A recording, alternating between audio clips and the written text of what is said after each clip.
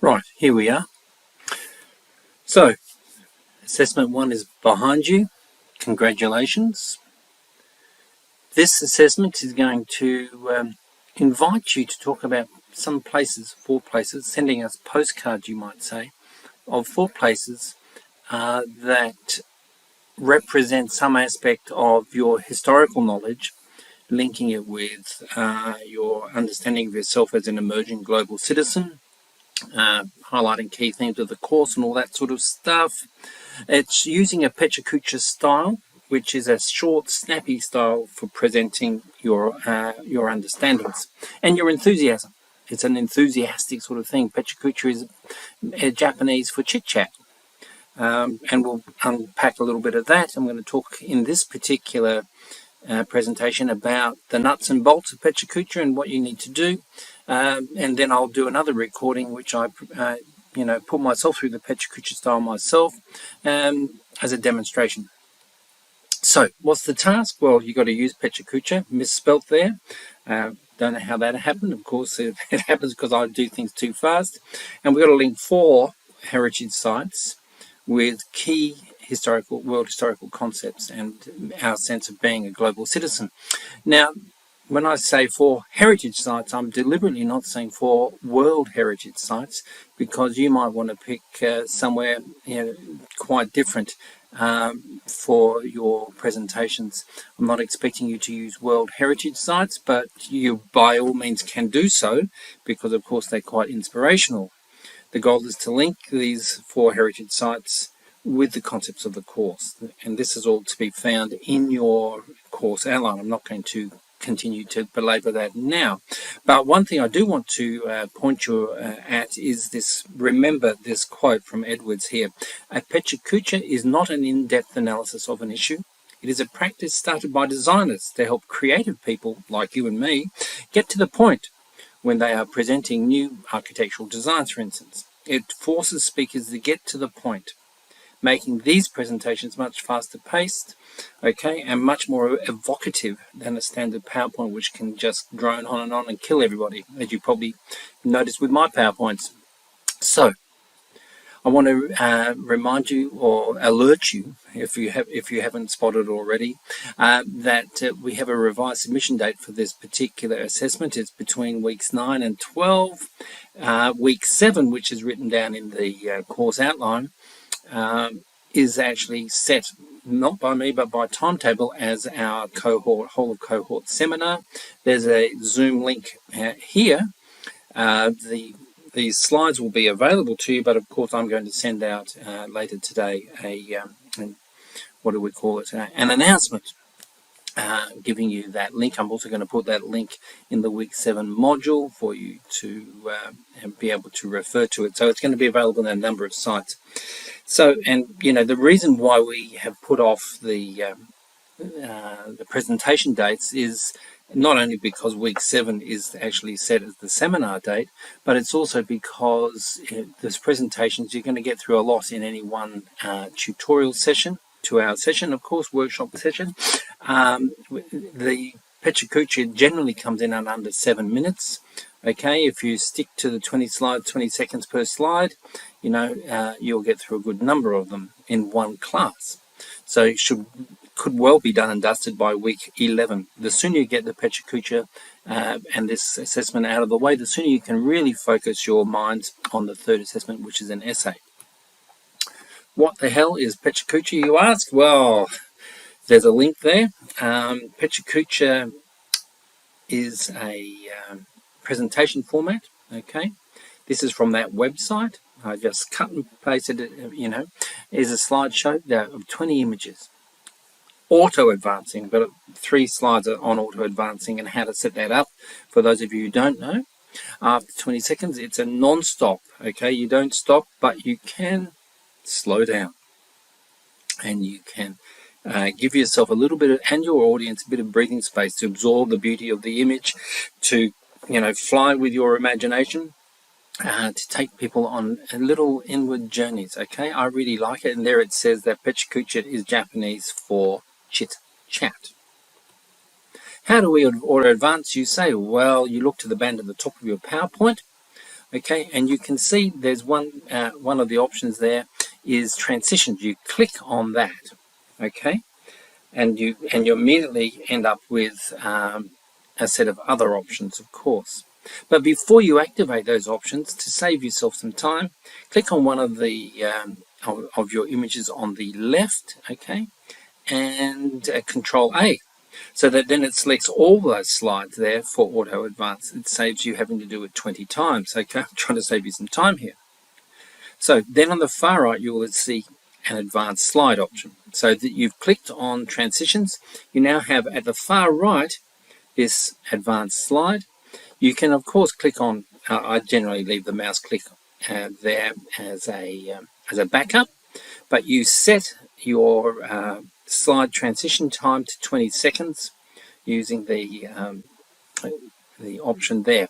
Okay, and then you can click save, and immediately you've got your slides.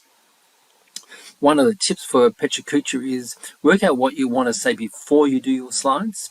That way you've got a more coherent sort of process unfolding.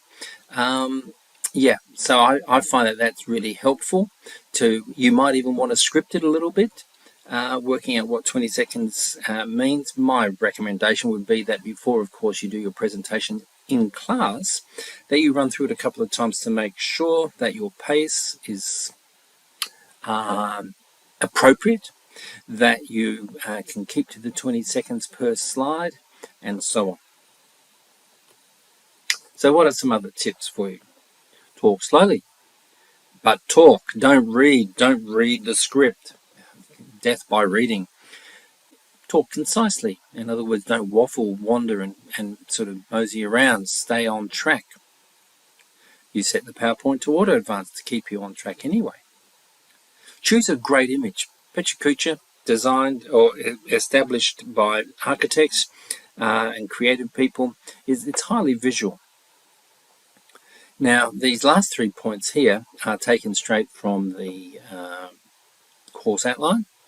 In your presentation, you should detail the set of concepts you're focusing on, for instance, energy complexity and collective learning, or imagined orders, or both, or webs. I've just chosen the ideas from the first 3 weeks of the course.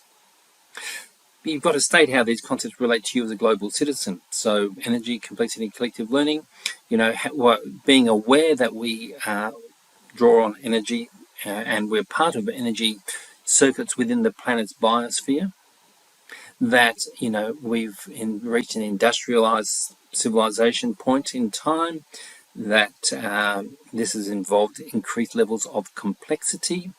Collective learning has kept up with the technological and technical aspects of civilizational society, but hasn't necessarily kept pace with the kind of emergent problems that we are facing today. But in total, those 3 ideas from David Christian set the groundwork for thinking about yourself as a global individual, nested within the local, the global and the local, okay, and so on. So that's the sort of thing you will need to say. You've got to state how those, so I've just done that one, state how those concepts relate to a global citizen, okay, and you've got to offer some historical context and share your passions for humanity's amazing past. The last slide on this little presentation is a slide of a World Heritage Site I visited in the Philippines. I'm going to talk just briefly about that to illustrate what I'm on about. Always helps to look at the assessment criteria, okay? So the assessment criteria as detailed in your course outline, effectiveness of your application of Pecha Kucha. I mean, if you go over, or you're finishing your Pecha Kucha in 3 minutes, or you only have 2 World Heritage Sites and so on, or you don't link it to your concept of self-concept, your evolving concept of global citizenship, okay, choosing places of historical relevance and so on. And of course, how animated are you? Yes. How do you present? Okay. And we're not expecting you to present like, a Channel 7 newsreader. We're also not expecting you to present in a way that's necessarily high level, but clarity, pace, thoughtfulness, your presence with the group, your eye contact, again, not reading. These are all important things. One example from the Pecha Kucha website is this it's a great one on from a young woman who's a visual artist talking about humour and its importance, especially when we are barraged by, what do we call it, negative media and so on.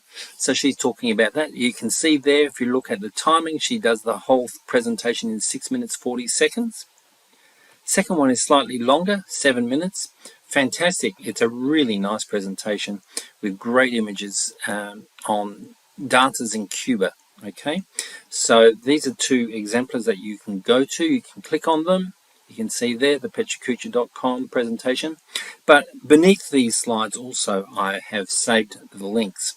Okay, so and of course this PowerPoint is going to be available to you with the audio visual that I am doing currently. Here I am, Vegan City. I was in the Philippines with my wife and son actually about 10 years ago, and we're up in Ilocos, which is a state of the Philippines, and we went and visited the Vegan City. Vegan City is a Spanish colonial city. It dates back to the 1560s when it was established. Why did I choose this one? Apart from the fact that it was just great fun sort of wandering around the place, is that it wasn't quite as touristy as it looks here, by the way, that you have all these wonderful old buildings. But for me, if I'm thinking about colonialism as an imagined order, what we have is the Spanish coming to the Philippines, establishing an important city like Vegan,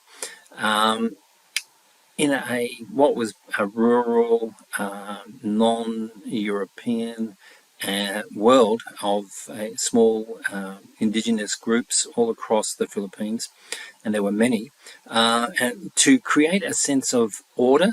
This is European order. This is geometric. It's order that speaks to a certain kind or certain understanding of power and presence, and stamps the Spanish presence onto the Philippines. It's an imagined order. So that's why I chose that particular city as my example here. And of course, I'm drawing on my own biography. So for me, I'm very lucky being an academic, able to travel around the world and visit places like this.